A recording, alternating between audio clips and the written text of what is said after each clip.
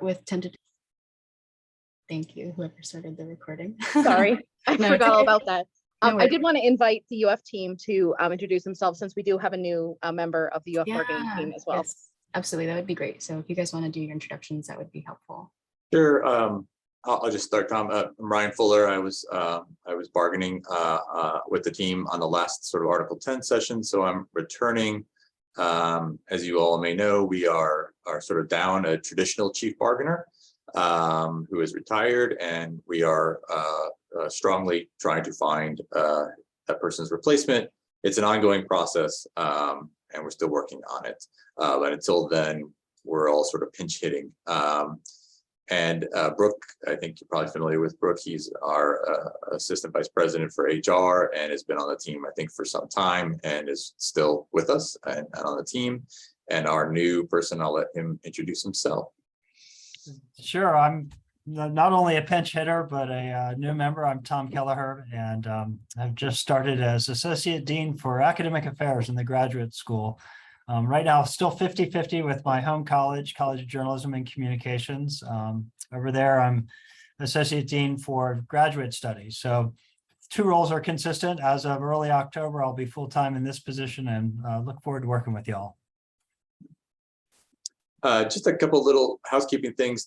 Would you all mind if we took, because I'm not sure, sort of, we responded to the ground rules thing, and I just wasn't sure whether that, our response was acceptable or not, but would it be okay if we made that into a document and just kind of just signed it as sort of, this is going to be our ground rules, so that everybody has a final firm understanding of where we're going? Yeah, absolutely. Okay, That great. sounds great. Yeah, the answers that you guys had, I think we largely accepted most of them, but privately we can go ahead and maybe have a separate meeting, address some of the comments, and then formalize it so we can sign Sure. it into Sounds action. great. Yeah. Another piece is, we provide you some written responses. We tried our best to get them to be as accurate and as detailed as possible. And so I apologize right now that I had to send you, I think, Amanda, a minor, what I hope is considered a minor change to one of the answers that impacts the timing of the one-time payment on Article 10 from August 26th to September 9th. It's basically pushed back a pay period. That's the only change we made, but otherwise, hopefully those answers were helpful and at least giving you UF's take on that. And then the last thing is, we really appreciate you guys. You do all the managing of the technical stuff, and we appreciate all the work you do on that. It would be helpful if you didn't mind maybe getting us the Zoom link a little further ahead of time. I hate to ask you to do that since you're already doing it, and all the other heavy lifting. But if you don't mind, it just helps us jump on and make sure we're organized and are ready. Right. Yeah, absolutely. Sorry about that. That was No problem. entirely a one-time thing. Okay. Cool. So yeah, we'll finalize the responses and also the ground rules moving forward for our bargaining sessions, and then we'll discuss them at the next bargaining session as well. Sounds good. Sorry, does that mean the one-time payments instead of September 9th are going to be on September 23rd? No, instead of, I think our answers were, I said they were going to be August 26th, and they're actually going to be September 9th. This is for okay, the yeah. 9-month appointment. We've been telling people September 9th anyway, so that works out. Oh, perfect. Great. Excellent. Okay, so I think we can start off. So because it'll be kind of quickly to just tentatively agree to Article 10. I'm not sure if there's like a formal process for tentatively agreeing, but since there are GAs here who may not have been present for the Article 10 bargaining, I was just going to open it up, go through some of the track changes, and then we can tentatively agree to that here before starting. And there is a minor change even from like the last one we talked about, or at least one we're suggesting. For I Article think 10 or Article 8? Article 10, just to give, I think, GAs some more reassurance that even if their appointment letters don't specifically identify a raise or an increase, that in the end, we want to make it very clear that the CBA controls, and it will control over anything that might be contrary or not updated in their appointment letter. We thought it was important to put that in here. So that's a change we made just in the last couple of weeks and sent it to you. Otherwise, it's, the one I sent to you has all the same things that, were in our proposal from previously. Excellent. So the only change versus the one that I have now, the most recent one I have, I think, is from June 8th. Says Oh, June. so I think when I sent you our responses to the questions and the ground rules, I intended to match this version. Yeah, I have that version, but I don't think that it clarifies the language in that version about when the money is going to be distributed. No, it doesn't clarify the time frame, but it does have the clauses that I think Ryan is referring to. It's the That, last sentence of 10.3. yeah, Gotcha. that Yeah, I see it. that the, yeah, essentially, yeah, that if your letter of appointment differs, it does not It should be validate fine what you could because be. the CPA is what dictates it. I see. Okay, that sounds good. So did we want to go ahead and for tentatively agreeing to an article that's going to be ratified into contract, do we need to like go over each of the changes, or we just need to talk It might be about? good just for formality to share a screen and just Sure. play it for, official notification purposes. So I'm going to go ahead and share Article 10.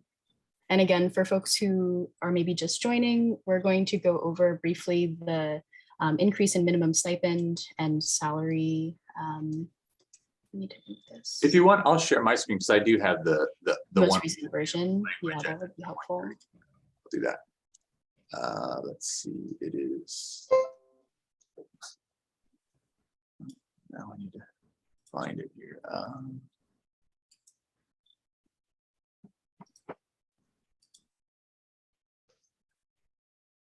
Where is it? Here it is. Okay. Pull it up.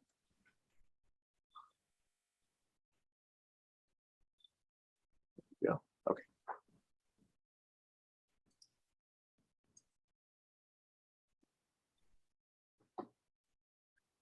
Can you all see that? Yes. A little bigger. So, just quickly, the changes from previous Article 10 to this year's Article 10 is beginning in January 1, 2022, increased the minimum stipend, 17,000 for 9-month appointments and to 22,000 for 12-month appointments. Any minimum stipend increase will be applied to a stipend following the raise that we set forth down in 10.3A. And then this talks about the actual raise, 3% effective January 1, 2022, which makes it retroactive. And we've had a meeting with GAU to help talk through what that retroactive is and when people got it based upon different appointments. And obviously, if it hasn't worked out for somebody, please let us know. And then effective August 24th, 2022, it talks about the one-time payment for GAs that make less than 18.5 based upon a 9-month 0.5 FTE. And then here's the sentence I added most recently. These stipend increases, 3% raise and one-time payments set forth in this article provided qualifying graduates, regardless of whether they are reflecting individual appointment. We just want to make sure that the CBA controls, even if there is sort of just an administrative failure to include it in there. And again, if anybody doesn't see these changes, that CBA changes in their pay, we want to know so that we can fix it immediately. But that's everything. So I guess for formality's sake, the university tentatively agrees to this if the union does. The union tentatively agrees. So we will take this to the Board of Trustees for ratification, and I guess you guys will do your voting on it when you're able to get that done. Excellent. Yeah, and you'll be sending the DocuSign over soon, so we Yeah. can, okay. Great point. Yes, I will do that today. That sounds great. Yeah, So- and for all our members, we will be having a ratification vote. We'll set the schedule very soon, so you should be hearing from us soon, so you guys can come out and vote on whether or not the entire membership approves and ratifies. So, Perfect. Okay, so I think now we'll go ahead and move on to Article 8, which will take up probably the remainder of the bargaining session. So for those of you unfamiliar with Article 8, we've reopened Article 8, which has to do with medical and childcare leave for graduate assistants. And while these negotiations don't directly affect a large population of GAs, many GAs with children have reported having to choose between caring for their families and pursuing their education because of the current policies that we have in our CBA. So before we get started with going over the actual changes in the document, I wanted to give thanks and tribute to the Family Child Care Committee here we have at UFGAU, because they conducted an extremely expansive and well-detailed report of various policies of the top 10 universities currently in the US News List. This expansive report that they made highlighted UF's current Article 8 policy in comparison to some of our competitors as the top 5 institution on the US News List. And UF, for those of you who are unfamiliar with the current policy, our current leave policy only allows for 1 week of paid leave following the birth of a child or a surrogacy or an adoption, paired with 6 weeks of unpaid leave. This is the only institution in the top 5 universities ranked on the US News List that offers this low amount. All of the other universities in the top 5 list offer a minimum of 6 weeks paid leave. So what we are bargaining for is to increase the current conditions that GAs have, particularly when involved with the birth of a child or needing medical leave or caretaking leave, to kind of up more than 1 week paid leave so that we can live comfortably outside of work and within our work responsibilities. Let me go ahead and share our current article also.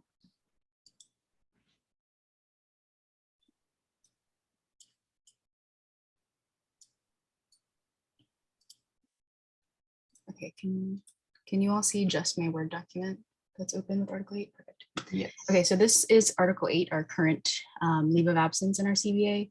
We changed 8.3 from unpaid leave to paid leave because we're going to try and secure, we're asking for 8 weeks of paid leave during any 12-month period following any of the following reasons. These are all reasons typically listed already in our CBA, but we are just asking for more paid leave because we only have 1 week of paid leave.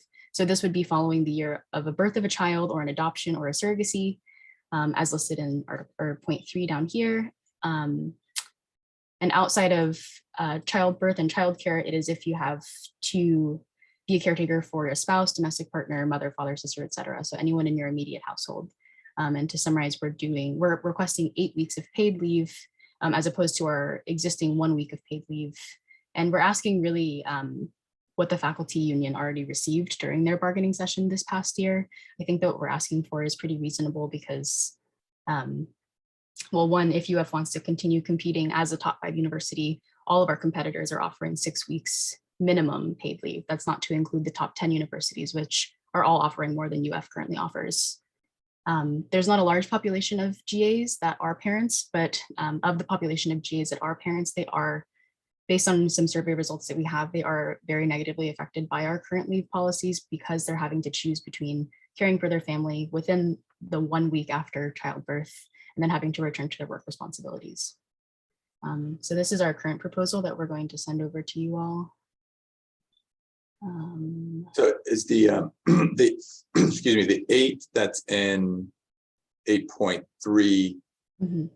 added to the 5 days, which amounts to essentially a week. Right, yeah, so this Somebody will, could take 9 weeks under that deal, right? this isn't in addition to the 5 days. This is that we're asking for, instead of 5 days, we're asking for 8 weeks paid. Okay, so is the 5 days in 8.2 or was it previously in 8.3? Let me pull up the, hold on, let me stop sharing my screen really quick. Amanda, I think you had it there on the screen just above in that draft article. Oh, let me share this one more time. Sorry, everybody. 8.3. And then 8.2, to me, 8.2 is the paid week. Yes, so we're considering this separate from personal time. Most GAs use 8.2 primarily for when they're sick. I used it when my mother unfortunately passed away in the middle of a semester. The paid leave would only be available in those 5 circumstances listed. Okay. So I guess then technically, yes, it would be in addition, though again, they'd be used for very different purposes. This is I'm just trying to understand a little bit and want to get your take on and typically we try to stay out of the student space, because this is employment terms and benefits. But just as a practical matter, it helps us to sort of picture if this were to, 8 weeks for the birth of a child, where does the student status come in, and what would you expect a grad assistant to do in that same time period with their student, their academic work? Would they continue that, but not be a GA for those 8 weeks, or would they take time away from both? Is it sort of depends? Every situation is different. I think that practically speaking, it's more of giving the GA the opportunity to choose how they use their time during that period of their life. So what we're asking for is essentially work relief or financial relief so that they can put their energy towards whether they choose to split their time between their coursework versus their responsibilities as a parent is not up for us to decide. But I think that it's more so that they don't have to worry about splitting their time even further and having to secure financial income during that time. So if they have income, they don't have to worry about working. They can divide their time however they see needed. Also, and just to follow up, like, coursework for a lot of programs is not the entirety of their program either. So for some grad assistants, grad students, they might be done with coursework and then only responsible for their own research, which can take lots of different forms as well. So that might be, again, more manageable. Yeah. Okay. Yeah, my experience, I haven't had a child, but someone in my lab just did. And so she was not taking classes at that semester anyway. Like, she had already planned it so that when she had her child, she wouldn't be taking classes. So it was easier to work with the research schedule, right? So generally it seems like they're not taking classes, but I've also heard that it's like you're taking time off from research, teaching, like employment responsibilities, but then often still maintaining classes by working at home or something like that. Okay, that makes sense. And even though 4 has a slightly different format, it's intended to be the same list, right? Yeah. Okay. Did you said that I know this matches either identically or very similar to our faculty and I think staff policy. Did you say that there were other universities that have for GAs a policy like this, where there's parental leave, parental and other forms of leave? Yeah. Within just the top 10 universities, generally speaking, they all have more expansive leave options than we do. But within just the top 5 universities, which UF has been very much focused on in the past, however long I've been here at UF, they all offer minimum of 6 weeks paid leave, every single one except UF. So the other 4 competitors that we have, including I think UCLA, UC Berkeley, Ann Arbor, University of Virginia, they all offer minimum of 6 weeks paid. University of Virginia offers 8 weeks paid. UCLA offers 6 weeks and then an additional 2 weeks unpaid. We're the only one that don't offer minimum 6 weeks. Would you be willing to send us? Yeah, absolutely. Whenever we send over the article, we can also send over parts of the report.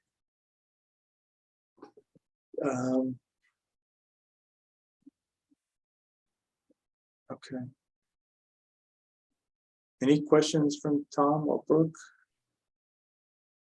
Yeah, just one, and I guess this is as much for our team as GAU, but I just want to confirm. So this would be totally independent of credit registration, where you would need to be registered for 9 credits in order to have an assistantship. But if you were on leave for half of the semester, do you anticipate that having petitions coming in asking either to raise the number of credits or lower the number of credits or anything like that? That's a good question. To get GAU's take on how they would want that to work. What do you guys think? This has to do with the requirement for having credit hours to maintain an assistantship. Right. Well, what I anticipate, and again, maybe if there's, I'm not sure if there's a representative from the Family and Child Care Committee on here. most people, especially when they're advanced degree, so I'm registered for 9 credit hours, but they're all research credits. I'm not in a classroom, so I don't anticipate that would change, especially because if we were to, retroactively do that, we would likely, I think, lose our stipend or tuition waiver. So I don't think there would be any withdrawals happening after the fact. And as Bryn mentioned, this leave is for the birth and after the year after, so it provides the GA a lot of time to plan. So I don't imagine that would be a huge issue. To be honest, it's not something that we thought about prior, but again, I don't anticipate it being an issue retroactively concerning credit hours, because I know we all want to get out of here on our schedule. Yeah, that, and I was going to mention in 8.4, I think that, and correct me if I'm interpreting this wrong, Tom, but if you're saying that if somebody is on a leave of absence following the birth of their child, that we're wondering how that might affect their coursework. So whether or not they have the ability to continue pursuing between 6 and 9 credit hours to uphold their appointment. Right, exactly. Yeah. So I think that that would be, this is entirely speaking towards employment relief as opposed to coursework relief. If students do want coursework relief, that's kind of in a separate point in Article 8. So Article 8.4, I think, mentions that GAs are allowed to take a leave of absence in to pursue academic work. Never mind, that's not related to birth of a child. But yeah, I don't think that because this is entirely relief for financial support, it would give them more time. And I mean, it's hard to say whether or not people would want to also step back from school responsibilities. But as Rachel said, we would lose tuition waivers if we did that. So I don't foresee it happening much. We could also just discuss with our family and child care committee and give you a written response to that, like tomorrow or something. Yeah, because I think just sort of big picture assumption, you've got, if you're at 0.50, you're putting half your time into the employment and half your time into your classes, and that's where the 9 credits come from. So just wouldn't want to upset that balance. Like, okay, you're going to take some time off of that half of the time and spend it with your on family care, on child care. But want to make sure that the other side would be independent, or if it's not, that we consider that now. Mm-hmm. Yeah, I think it's a good idea, Sikander, to discuss it with Family and Child Care Committee, and then we can come up with a written response for our next bargaining session.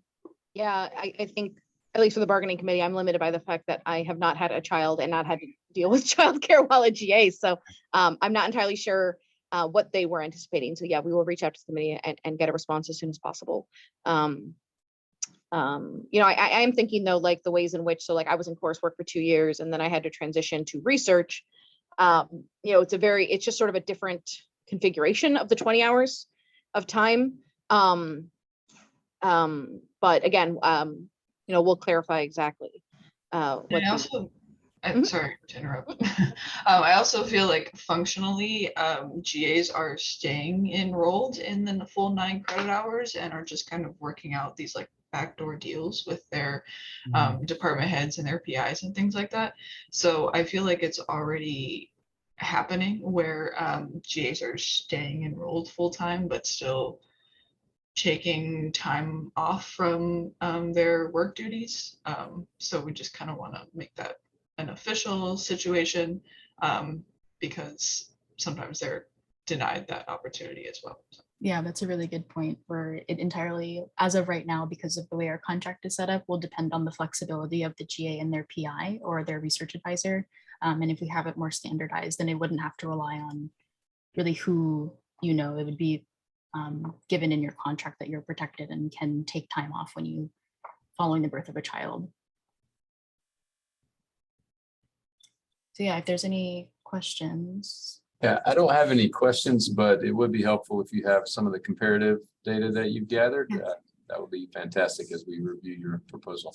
Sure. Yeah, that sounds great. Whenever I send over the track changes in Article 8, I can also send over parts of the report that have the comparative statistics for the other universities.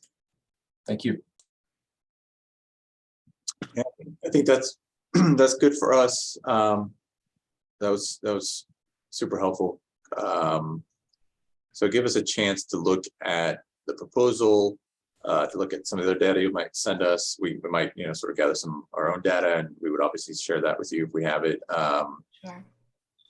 And then, sort of think through some of the nuances of Tom's question, which has some weird sticky issues that we would like to sort of think through.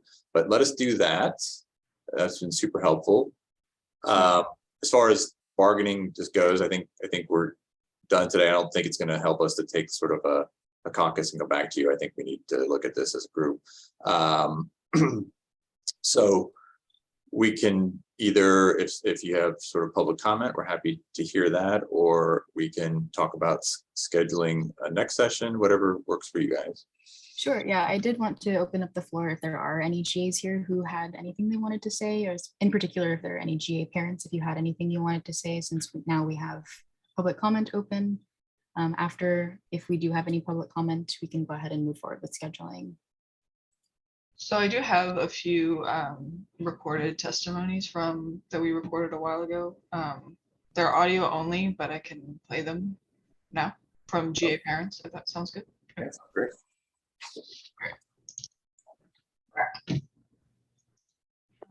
Let me know if y'all can hear this. Get my professional lighting in here. Yeah. All right, so We can all hear that, yeah? Yeah. Okay, cool. prompt has just been what your experience has been like as a parent and a GA at UF. Okay, so when I came to University of Florida, I had a 2-year-old daughter with us from Nebraska. And so there was, a lot of growing pains getting settled, but I have a really supportive department who, knew that I had a child, was okay with me scheduling for certain hours because I had to pick up all of those things. Having a baby during grad school, which I did last August, my daughter is 1 now, was very, very stressful.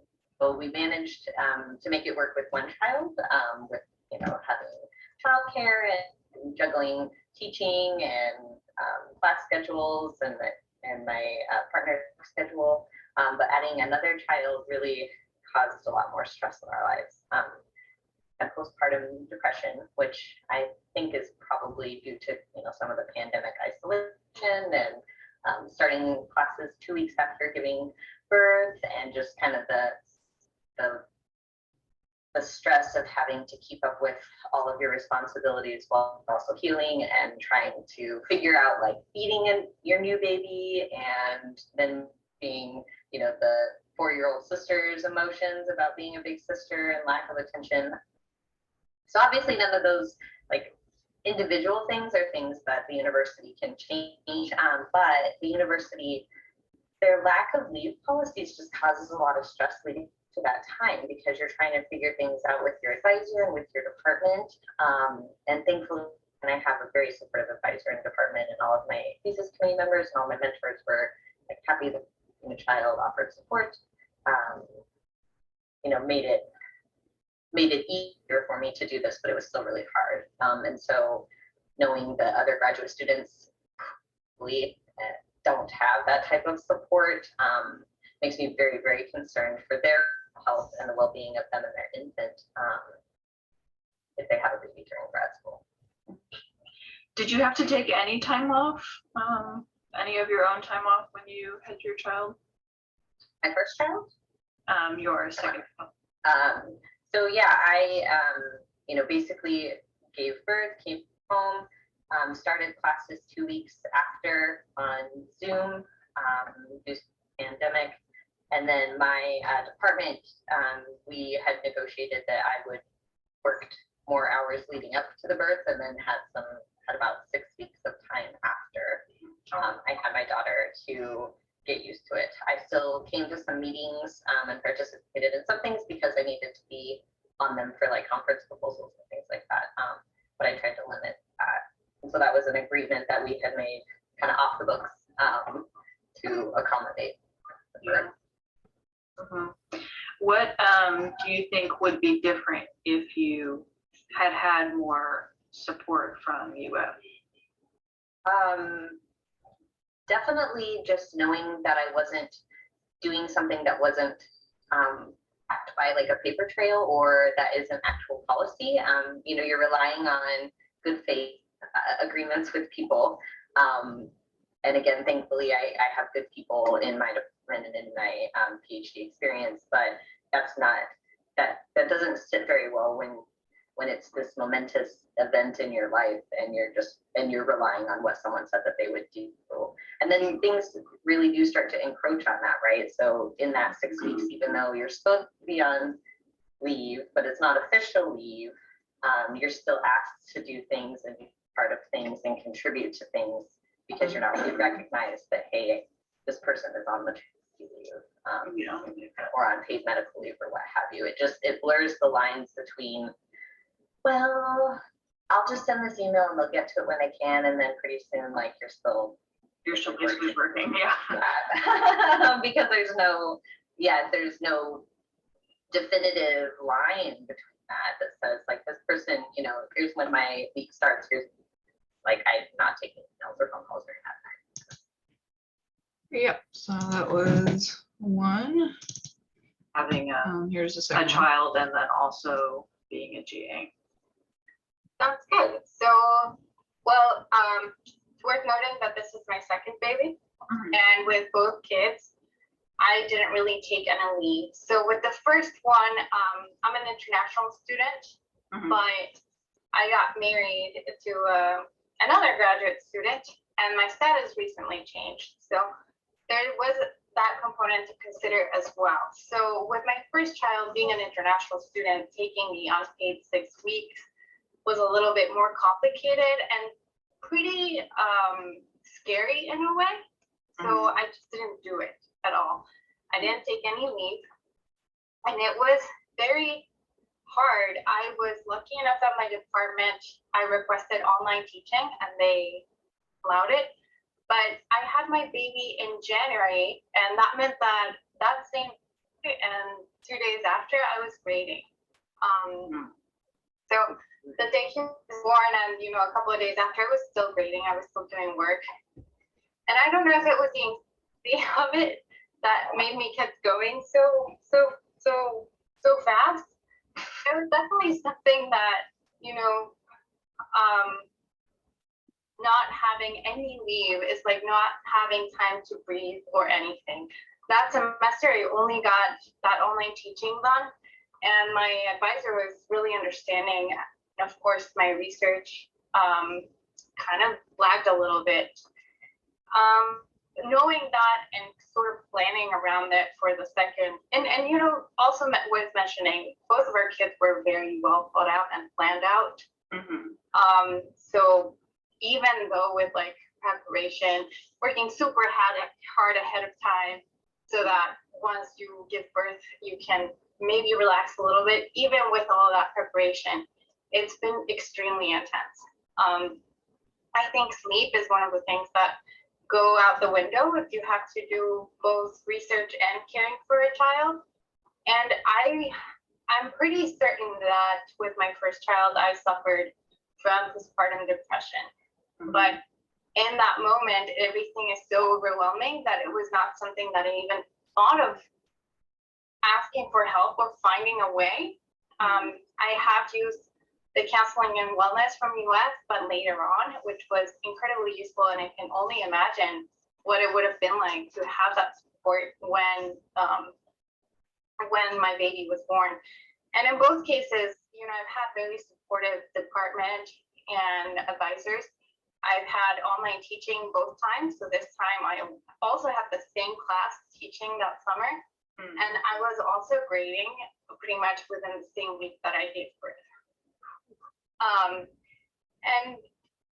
And it's doable in a way. It's also excruciating.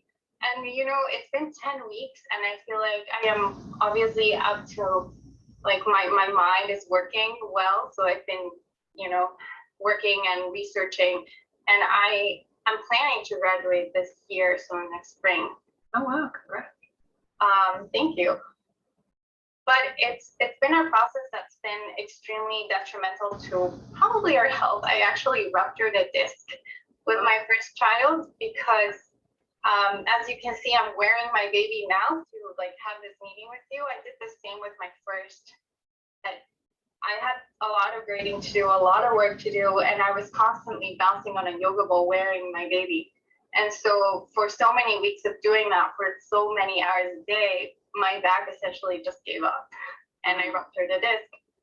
And so health-wise, yeah, I'd say that it's not great.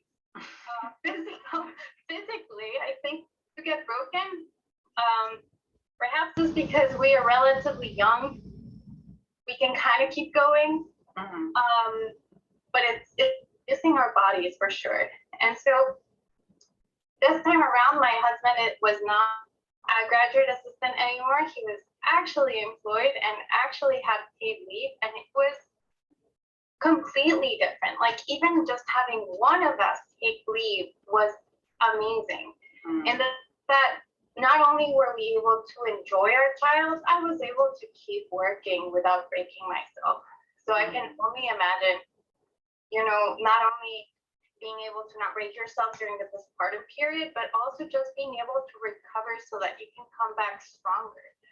We are graduate assistants, we're doing PhDs or masters because we love what we do. We love knowledge.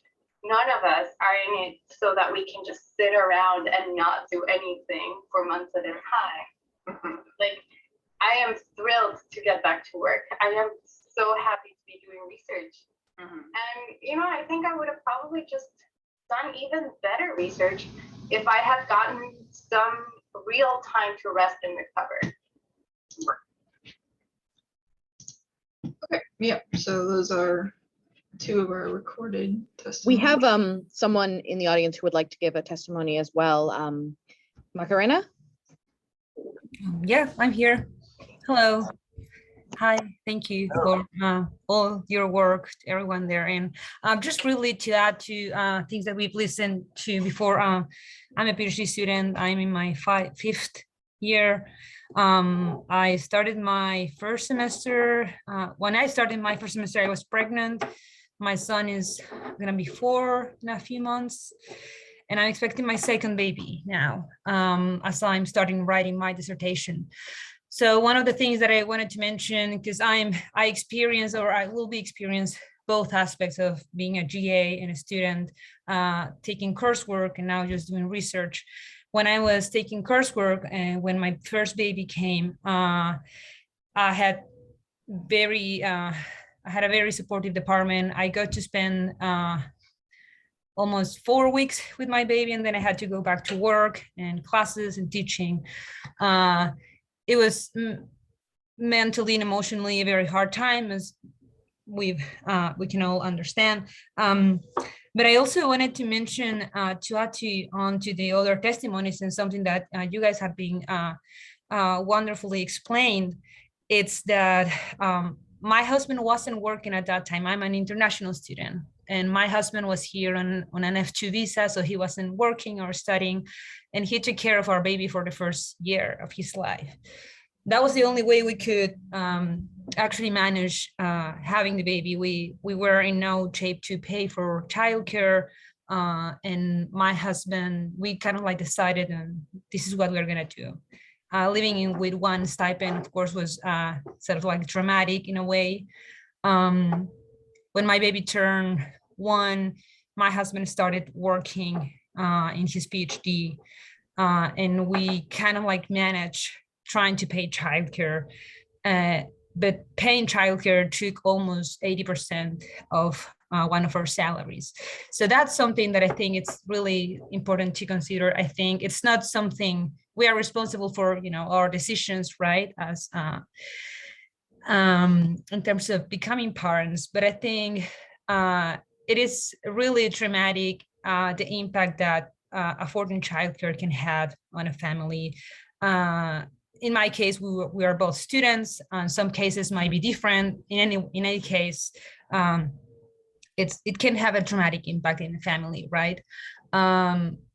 We didn't have to pay childcare for the first year. Started doing it after my son turned 1, and he started at Baby Gator, which we're very lucky for, and we love that place.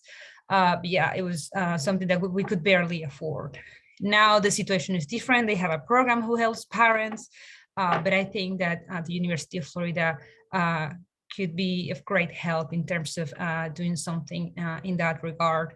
We thought about that a lot before we were thinking of having our second child. And one of the reasons why we didn't plan our second child before is because we thought she was coming at a time when we will be close to graduate, and hopefully we'll get a job after we graduate and we'll be able to afford second childcare. Because otherwise, before, there's no way we could afford paying childcare for 2 kids at the same time as students. So I think that's something really, really important to think about in this context. And now that I'm taking my research, I think it's something that I discussed with my advisor, and she's trying to look into that. My baby is due in December, and in my program, we have what they call research semester or semester off from teaching. It's a 5-year program, and I have a semester when I'm not required to teach. But the thing is, instead of like using that semester for writing my dissertation, I'll be juggling into being a mother and and being a mother and try to move on with my research, right? Taking time for my dissertation writing and research while I'm trying to be a mom. So yeah, that's kind of like the thing that I wanted to share. Thank you so much for everyone's work and for listening. Thank you. Thank you. Macarena. Thank you so much for sharing, Macarena. I think we have a hand up. Oh, no, I think Abe is just clapping. Is there anyone else in the audience who would like to speak on this? I think we have time for at least one more.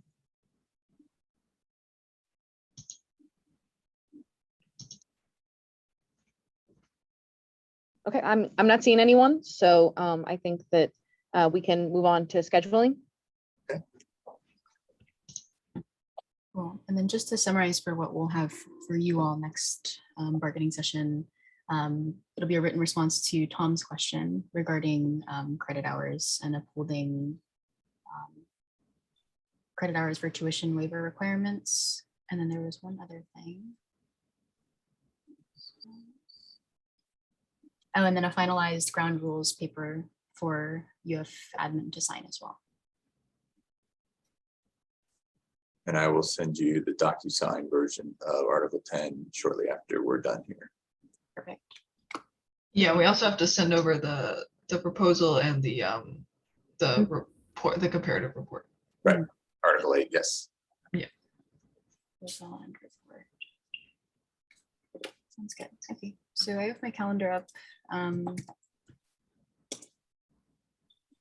Next week is obviously the start of the fall semester. We could either do before the 24th or I would prefer sometime after so either anytime on the 22nd or 23rd or sometime during the week of the 29th. I think we're going to be able to do our best work on our end after we get your proposals and some of your comparative data and maybe written response to the question. So maybe if you could just sort of set a goal to get that stuff to us sometime next week, and then we can look at the 29th to actually have another. Yeah, that sounds great. I can do that. Is there a particular day that works good for everybody? Let me see. I'm just see if there's any day that is really terrible. Yeah, maybe I should have asked. Wednesdays are, I think, for our team are always going to be tough. We have a lot of regularly scheduled meetings. I don't know, Brooke, is any other day just sort of really difficult for you on the 29th? And Tom, same question.